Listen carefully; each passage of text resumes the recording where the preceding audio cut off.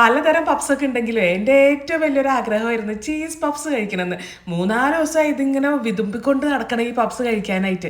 പോയി സാധനങ്ങളൊക്കെ മേടിച്ചിട്ട് വന്ന് അങ്ങോട്ട് ഉണ്ടാക്കാൻ തുടങ്ങി. ചട്ടി വെച്ച് വെളിച്ചെണ്ണ ഒഴിച്ച് അതിൻ്റെ അകത്തേക്ക് ഒരു 1.5 സവാള കാരണം കുറച്ച് നീളത്തിലരിഞ്ഞത് ഉപ്പിട്ടിട്ട് നല്ലോണം അങ്ങോട്ട് വഴറ്റി.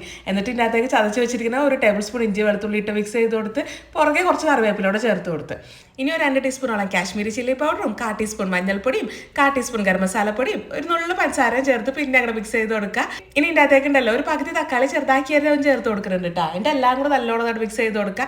ഇനി ഈ സവാളയും തക്കാളിയും എല്ലാം കൂടെ നല്ലൊരു ആത്മബന്ധത്തിൽ വന്നോട്ടെ എന്ന് ഓർത്തിട്ടേ ഞാനൊരു 1/4 കപ്പോളം നല്ല ചൂടുവെള്ളത്തോടെ ചേർത്ത് കൊടുത്തിട്ടുണ്ട്. ഇനി ഇതെല്ലാം കൂടെ നല്ലോണം മിക്സ് ചെയ്തിട്ടേ ഈ വെള്ളമൊക്കെ അങ്ങോട്ട് പറ്റി എണ്ണ തെളിഞ്ഞ് പറഞ്ഞാൽ ആ ഒരു സമയത്ത് നമുക്ക് തീ ഓഫ് ചെയ്ത് കൊടുക്കാം കേട്ടോ. ഇനി ഇതിൻ്റെ ആ ഒരു ചൂടൊക്കെ അങ്ങോട്ട് ആറട്ടെ. ആ നേരം കൊണ്ടേ നമുക്കൊരു 3-4 കോഴിമുട്ട അങ്ങോട്ട് പുഴുങ്ങിയെടുക്കുക.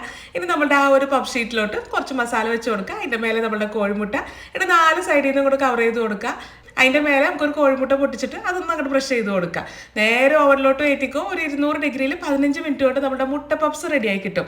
പക്ഷെ എന്താ സംഭവം എന്ന് വെച്ചാൽ ഈ യുവതിയുടെ ആഗ്രഹം എന്തായിരുന്നു? ചീസ് പഫ് കഴിക്കണം എന്നായിരുന്നു. ചീസ് ഇടാൻ മറന്നു.